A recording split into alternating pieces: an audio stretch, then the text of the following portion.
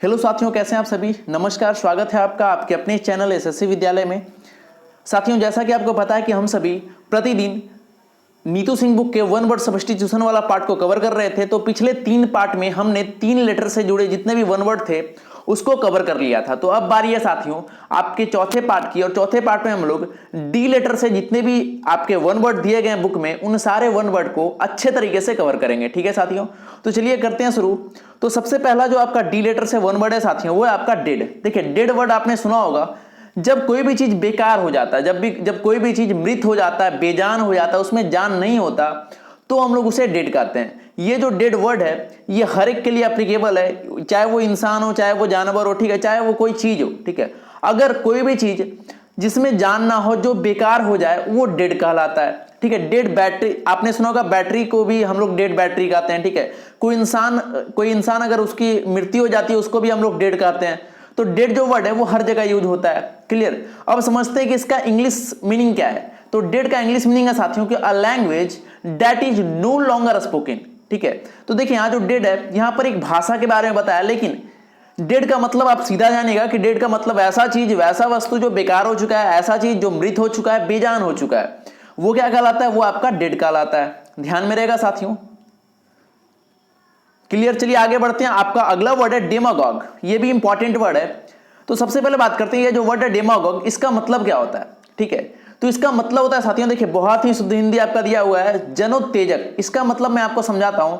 ये जो लिखा हुआ है इसका मतलब होता है साथियों कि ऐसा पॉलिटिकल लीडर, ठीक है, ऐसा पॉलिटिकल लीडर जो लोगों के बीच में जाकर ऐसा कह सकते हैं कि आप जाति को लेकर भड़काता है। ठीक है, उसको मतलब सेंटिमेंटल है, सेंटिमेंटल स्पीच के माध्यम से उसको भड़काता है, उसको अपने तरफ करता है। ठीक है, तो ऐसे व्यक्ति डेमागॉग कहलाते हैं। ठीक है, इसको आप एक बार फिर से रिलेट कर सकते हैं कि ऐसा, देखिए लिखा हुआ है कि political leader who delivers sentimental speeches.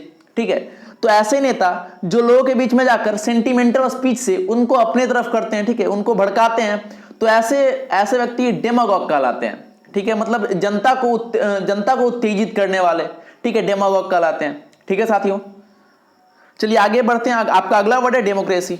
एक और बात करनी थी कि देखिए बैकग्राउंड से कुछ आवाजें आ रही होगी, तो इसके लिए मैं माफी चाहता हूं। बात यह साथियों कि अभी जन्माष्टमी चल रही है और मैं अभी कंफर्टेबल नहीं हूं वीडियो बनाने के लिए, लेकिन फिर भी मैंने सोचा कि अगर कोई भी एक सेशन मिस होता है तो कहीं ना कहीं से नुकसान आपका है, और मैं ये नहीं चाहता। ठीक है, इसलिए मैं किसी भी तरीके से आपके बीच में आया हूं और इसके बीच में उद्देश्य बस ये है कि आपका, देखिए बहुत सारे लोगों का मैसेज भी आया था कि अभी बहुत सारा एग्जाम नजदीक है, एग्जाम आने वाला है, इसलिए थोड़ा सा जल्दी करें सर और जल्दी से जल्दी कंप्लीट कराएं। ठीक है, तो इसलिए हमारी कोशिश है कि ये जो भी पार्ट आपका चल रहा है, जो भी सीरीज चल रहा है, वो जल्द से जल्द खत्म हो साथियों। और भी मैंने नया बुक कुछ स्टार्ट किया है। ठीक है, जैसे किरण पब्लिकेशन का चल रहा है, कुछ इन दिनों में मैं मिरर ऑफ कॉमन एरर भी शुरू कराने वाला हूं। इसका एकमात्र उद्देश्य है कि आपका जो भी तैयारी है वो बढ़िया हो। ठीक है, अगर आप हमारे साथ जुड़े हैं, अगर आप हम पर भरोसा करते हैं, तो आपका जो भरोसा है वो अच्छा साबित हो। ठीक है, और आपका जो इंग्लिश पोर्शन है वो बढ़िया से मजबूत हो जाए।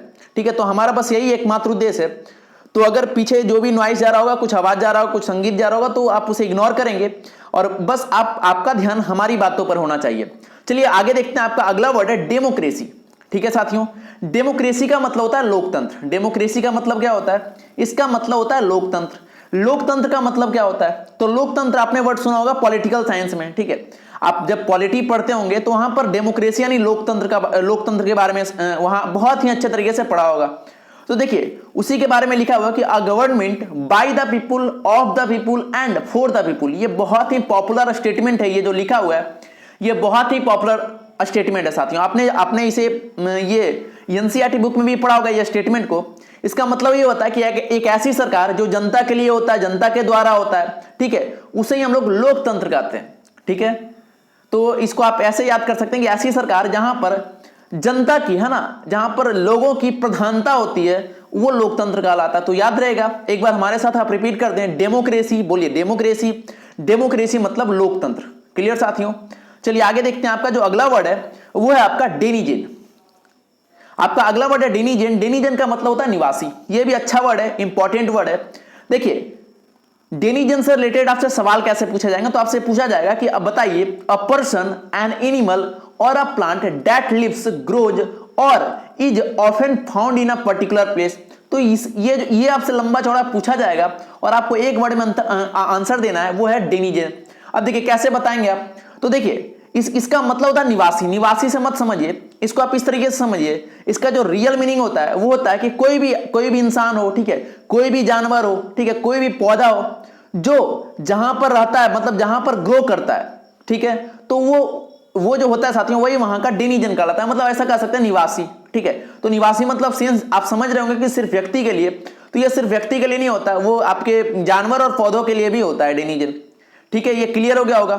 चलिए आगे बढ़ते हैं। आपका जो अगला वर्ड है डी लेटर से, वो है आपका डिप्राइव्ड। ये भी इंपॉर्टेंट वर्ड है। देखिए अगला वर्ड है डिप्राइव्ड। इसका मतलब होता है कि चरित्र का भ्रष्ट हो जाना, ठीक है।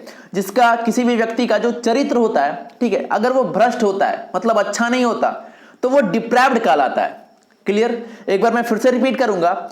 देखिए डिप्राइव्ड किसे कहते हैं, तो किसी भी व्यक्ति का जो चरित्र होता है, ठीक है, चरित्र अगर उसका भ्रष्ट हो जाता है, मतलब उसका होता है ना नियत बिगड़ जाना, ये वर्ड आपने सुना होगा, तो उसे हम लोग डिप्राइव्ड कहते हैं। जैसे देखिए लिखा हुआ है कि मोरली बैड और इविल, ठीक है, तो ये इसका मतलब ही वही हुआ, ठीक है, कि चरित्र का भ्रष्ट हो जाना, डिप्राइव्ड। चलिए आगे देखते हैं। आपका अगला वर्ड है वो है आपका डिप्रिकेट। देखिए डिप्रिकेट का मतलब क्या होता है साथियों? डिप्रिकेट का मतलब होता है कि विरोध करना, ठीक है। डिप्रिकेट का मतलब क्या होता है? डिप्रिकेट का मतलब होता है विरोध करना, ठीक है, किसी भी बात का, किसी भी चीज का विरोध करना। देखिए इसका मतलब वही लिखा हुआ है कि एक्सप्रेस अर्नेस्ट डिसअप्रूवल ऑफ, ठीक है, किसी भी चीज का, किसी भी बात का विरोध करना, वो क्या कहलाता है आपका? वो आपका डिप्रिकेट कहलाता है। तो ध्यान में रहेगा। एक बार फिर से हमारे साथ आप रिपीट कर दें, बोलिए डिप्रिकेट। डिप्रिकेट मतलब विरोध करना। क्लियर साथियों? चलिए आगे बढ़ते हैं। आपका जो अगला वर्ड है वो है डर्मेटोलॉजी। देखिए ये वर्ड आप साइंस में पढ़े होंगे डर्मेटोलॉजी के बारे में, ठीक है। इसका मतलब होता है त्वचा विज्ञान, ठीक है। इसका मतलब क्या होता है साथियों? इसका मतलब होता है त्वचा विज्ञान। अब देखिए समझिए कि ये जो लिखा हुआ डर्मेट, ठीक है, इससे ये आपका रूट वर्ड हो गया और ये जहां भी रहेगा मतलब वो त्वचा के बारे में बात हो रही है। त्वचा मतलब स्किन। अगर त्वचा में समझ में नहीं आ रही है तो आप त्वचा को ऐसे समझ सकते हैं, त्वचा मतलब होता है स्किन। क्लियर साथियों? तो स्किन का जो साइंस होता है वही आपका क्या कहलाता है? वही आपका डर्मेटोलॉजी कहलाता है। तो ध्यान में रहेगा। अब देखिए इसके बारे में क्या लिखा हुआ है इंग्लिश में कि the medical study of the skin and it's disease. मतलब त्वचा के बारे में जो अध्ययन किया जाता है और त्वचा से रिलेटेड जो आपके डिजीज होते हैं, बीमारियां होती है, उनके बारे में जो अध्ययन किया जाता है, जो उसके बारे में अध्ययन किया जाता है, कहने का मतलब कि जो उसका विज्ञान होता है, त्वचा विज्ञान, वही आपका क्या कहलाता है साथियों? वो आपका डर्मेटोलॉजी कहलाता है। ध्यान में रहेगा। चलिए आगे बढ़ते हैं। आपका जो अगला वर्ड है ये भी अच्छा वर्ड है, ये साथियों डिस्पोंडेंसी। ये वर्ड क्या है आपका? ये वर्ड है डिस्पोंडेंसी। इसका मतलब होता है निराशा। इसका मतलब क्या होता है? इसका मतलब होता है साथियों निराशा, ठीक है, मतलब लॉस ऑफ कंप्लीट होप। बहुत बार होता होगा कि बहुत सारे सवाल आपसे नहीं बनते होंगे इंग्लिश के, ठीक है, तो उसमें क्या होता होगा कि जब आप इसका टेस्ट देते होंगे तो उसमें बहुत कम नंबर आते होंगे, तो आप निराशा में चले जाते होंगे, है ना। आपका जो भी होप होता होगा, जो भी आशा होता होगा एग्जाम को लेकर, वो टूट जाता होगा, वो पूरी तरीके से खत्म हो जाता होगा, ठीक है। तो वो जो अवस्था होती है उसे हम लोग कहते हैं डिस्पोंडेंसी, ठीक है, मतलब निराशा। बात क्लियर हो रहा होगा। तो देखिए वही लिखा हुआ है कि loss of complete hope. Clear? Despondency मतलब क्या होगा? Loss of complete hope. तो ये बातें समझ में आ गई होगी। चलिए आगे बढ़ते हैं। आपका जो अगला वर्ड है वो है आपका डेस्टिट्यूशन। ये भी अच्छा वर्ड है साथियों, डेस्टिट्यूशन। इसका मतलब होता है अभावग्रस्तता, मतलब किसी भी चीज की जो कमी हो जाती है वही आपका कहलाता है डेस्टिट्यूशन, ठीक है। समझते हैं कि इसका इंग्लिश मीनिंग क्या है। तो देखिए इसका इंग्लिश मीनिंग है कि lacking basic necessities of life. मतलब हमारे जीवन की जो बेसिक, ऐसे कह सकते हैं कि मूलभूत आवश्यकताएं जो है साथियों, अगर वो भी उसकी भी कमी हो जाती है हमारे जीवन से, तो वो परिस्थिति डेस्टिट्यूशन कहलाती है। क्लियर? मैं एक बार फिर से रिपीट करूंगा कि हमारे जीवन में जो मूलभूत आवश्यकताएं होती है, अगर वो भी हमारे जीवन से निकल जाती है, गायब हो जाती है, खत्म हो जाती है, उसकी कमी हो जाती है, तो वो जो अवस्था होती है वो आपका अभावग्रस्तता कहलाती है, यानी डेस्टिट्यूशन कहलाती है। तो ये वर्ड आपका क्लियर हो गया होगा। देखिए जब भी मैं ये सारी चीजें डिस्कस करता हूं तो बीच में बहुत सारे लोग कमेंट करते हैं कि सर कुछ और बातें भी किया करें, आप एकदम लगातार कंटिन्यू रहते हैं। तो मैं ये लगातार कंटिन्यू इसलिए रहता हूं ताकि आप लोगों का टाइम खराब ना हो, ठीक है। आप सभी का टाइम बहुत ही इंपॉर्टेंट है, ठीक है, आप सभी का टाइम बहुत इंपॉर्टेंट है और मैं कोशिश करता हूं कि कम से कम समय में आपका बहुत ज्यादा से ज्यादा कवर हो जाए। क्लियर? तो हमारी एकमात्र कोशिश यही रहती है साथियों के बीच में कोई भी बात करके आपका समय बर्बाद ना किया जाए, कम से कम समय में आपको ज्यादा से ज्यादा आउटपुट दिया जाए। ठीक है, तो हमारा जो कर्तव्य है वो मैं निभा रहा हूं बहुत अच्छे तरीके से। अब इसके बाद बारी आपकी है। ठीक है, आप किस तरीके से इसे लेते हैं, आप किस तरीके से तैयारी करते हैं। और देखिए जो भी सेशन होता है उसके बाद आप कमेंट में बताएं जरूर कि आपको ये समझ में आ रहा है या नहीं आ रहा है। ठीक है, आपका क्लियर हुआ या नहीं हुआ। ठीक है, या फिर मैं और क्या इंप्रूव कर सकता हूं, क्या और बातें आपको बता सकता हूं। हमारे हिसाब से मैं काफी बहुत सारी चीजें आप तक पहुंचा पा रहा हूं। ठीक है, बहुत सारे बुक के सॉल्यूशन आपको करा पा रहा हूं जो आपके एग्जाम के लिए इनफ है साथियों। ठीक है, अगर आप उतना सॉल्यूशन भी कर लेते हैं तो वो आपके एग्जाम के लिए बहुत इनफ है। चलिए आगे बढ़ते हैं हम लोग। आपका जो अगला वर्ड है, देखिए आपका जो अगला वर्ड है वो है आपका साथियों डिट्रीमेंटल। ये वर्ड क्या है साथियों, ये आपका डेट्रीमेंटल, इसका मतलब होता है हानिकर, मतलब कॉजिंग हार्म और डैमेज, मतलब ऐसा व्यक्ति, ठीक है, या फिर ऐसा व्यक्ति ऐसा चीज जो आपको हानि पहुंचा सकता है। ठीक है, तो वही आपका कहलाता है डेट्रीमेंटल। ठीक है, हानिकर। तो इस तरीके से आपसे सवाल पूछे जाएंगे कॉजिंग हार्म और डैमेज, इसका मतलब क्या हुआ। इसको अगर वन वर्ड में लिखना हो तो आप लिख सकते हैं डेट्रीमेंटल। क्लियर, चलिए आगे बढ़ते हैं। देखिए आपका जो अगला वर्ड है वो है आपका डेक्स्ट्रस। अब देखिए डेक्स्ट्रस के बारे में कुछ भी डिस्कस करने से पहले मैं एक वर्ड के बारे में आपको याद दिलाना चाहता हूं, वो था आपका एम बाई डेक्स्ट्रस। ठीक है, वो क्या था साथियों, वो था आपका ambidextrous, ambidextrous. ठीक है, अब मैं याद दिलाना चाहता हूं एम बाई डेक्स्ट्रस का मतलब क्या था। तो इसका मतलब था कि कोई व्यक्ति अगर दोनों हाथों से कुशल होता है, कोई व्यक्ति अगर दोनों हाथों से अच्छे तरीके से कार्य कर पाता है तो वो एम बाई डेक्स्ट्रस कहलाता है। अब देखिए एम बाई इसमें था, बाई मतलब क्या होता है दो, मैं बार बार आपको बताता हूं बाई मतलब क्या होता है दो।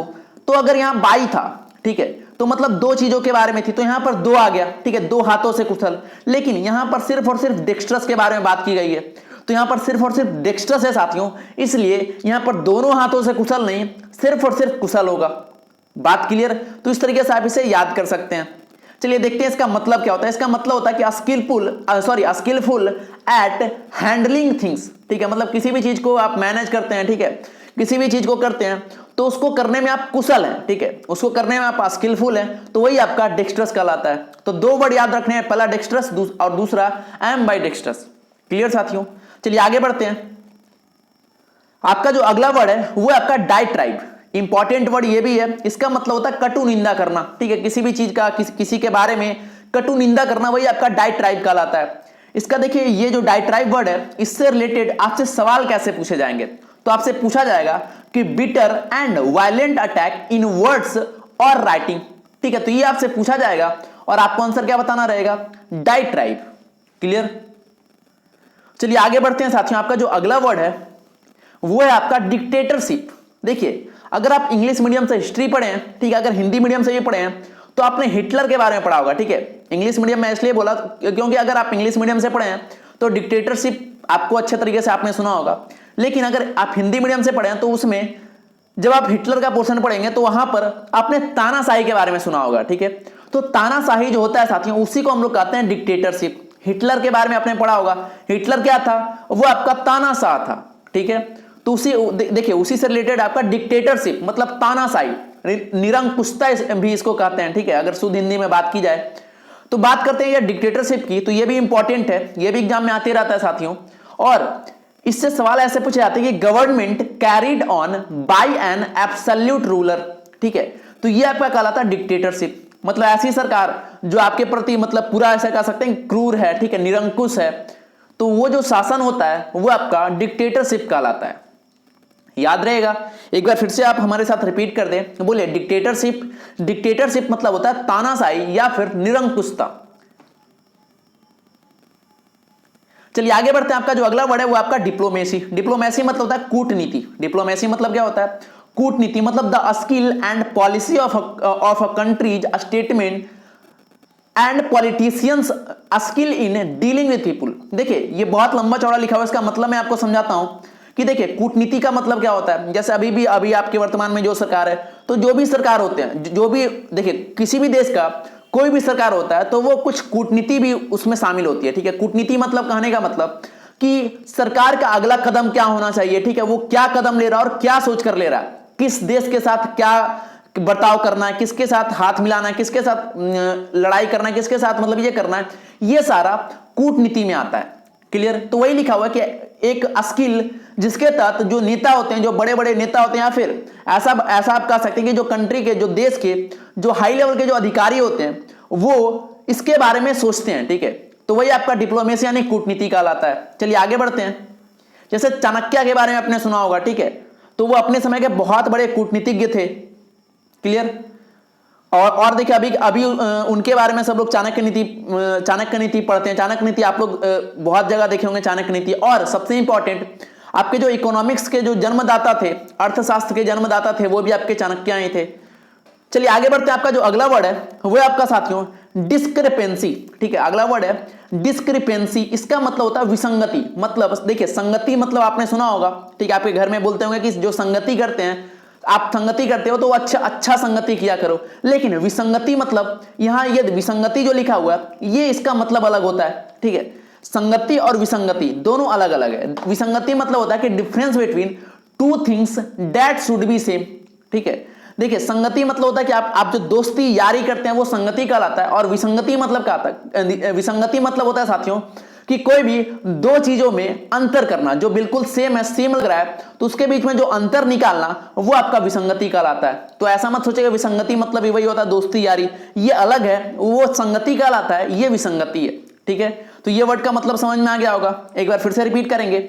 ये जो लिखा हुआ है वर्ड आपका साथियों डिस्क्रिपेंसी, इसका मतलब क्या होता है? विसंगति। मतलब दो समान चीजों में जो मतलब सेम दिख रहे हैं उसमें अंतर निकालना। ठीक है, उसके बीच का जो अंतर होता है वही आपका डिस्क्रिपेंसी कहलाता है।